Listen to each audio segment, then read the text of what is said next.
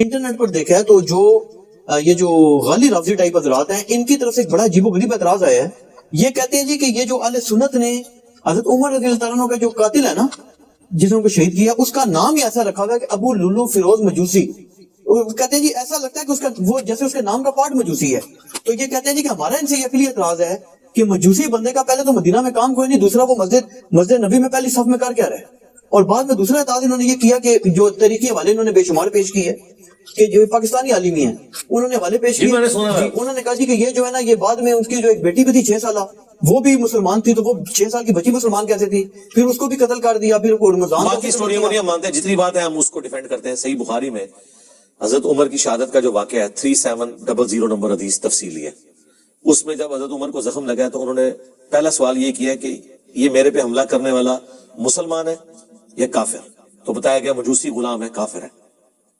تو انہوں نے اللہ کا شکر ادا کیا کہ میری وجہ سے کوئی مسلمان جہنم میں نہیں جائے گا, کیونکہ ایک مسلمان کا دوسرے کو قتل کرنا جہنم میں لے جانے والا عمل ہے. تو یہ بخاری کے اندر ہی موجود ہے کہ وہ مجوسی تھا.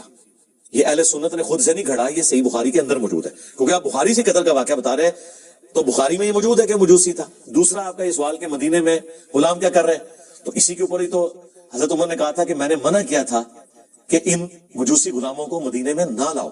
اور آپ کو پتا ہے اس کے بعد پھر ان کو یہاں سے نکالا گیا جو کافر تھے, کیونکہ حضرت عمر کو خدشہ تھا کہ یہ پرشین امپائر کے گرنے کا بدلہ مجھ سے لیں گے. ظاہر ہے ان کے دلوں میں غم تھا. تو غلام آئے ہوئے تھے نا, غلام کے لیے مسلمان ہونا شرط نہیں ہے.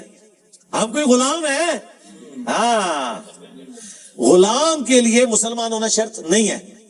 کافر بھی غلام تھے مسلمانوں کے, یہ وہ ہوتے تھے جو جنگوں کے دوران قیدی بنائے جاتے تھے, مسلمان انہیں غلام بناتے تھے. اور ان کی عورتیں جو جنگ لڑنے آتی تھی وہ مسلمانوں کی لونڈیاں ہوتی تھی, جو جنگ لڑنے آتی تھی, جو پیچھے علاقوں میں تھی وہ نہیں. ایک الگ سے ایک ٹاپک ہے, الجہاد فی الاسلام, مولانا مودودی کی کتاب پڑھ لیں.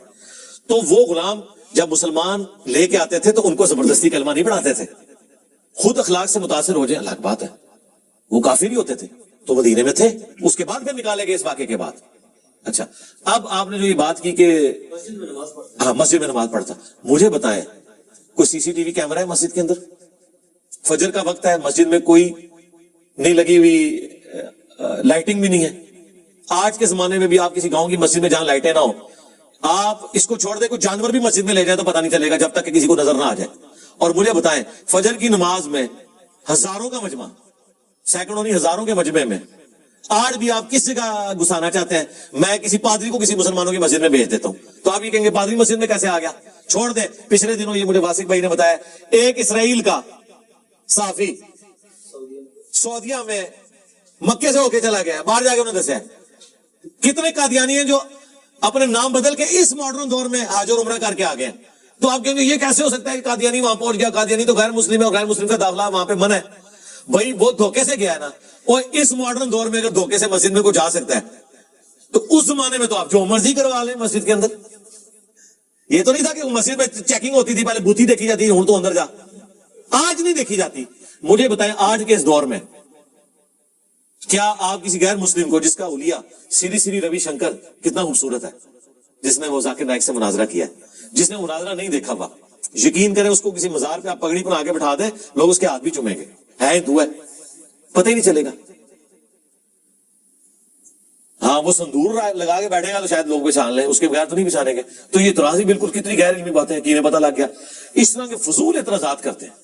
اور جی علی بھائی نے کہا جناب کہ جی وہ اس زمانے میں دروازے نہیں ہوتے تھے, تو دوسری طرف وہ حدیث سناتے ہیں کہ جی باغ کا دروازہ تھا دستک ہوئی.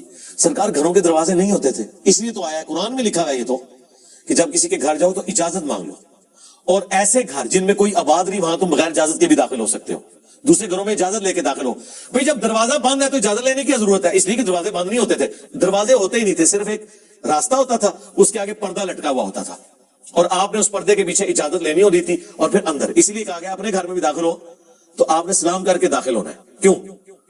ورنہ تو دستک ہی کافی ہوتی ہے اٹینٹیو کرنے کے لیے. اس لیے کہ دوسرا بندہ تو اجازت لے کے داخل ہوگا, عام بندے کو اجازت کی ضرورت نہیں, تو السلام علیکم کہہ کے داخل ہو تاکہ اگر گھر کے لوگ کسی آکورڈ پوزیشن میں تو اپنے آپ کو پہلے ہی درست کر لیں.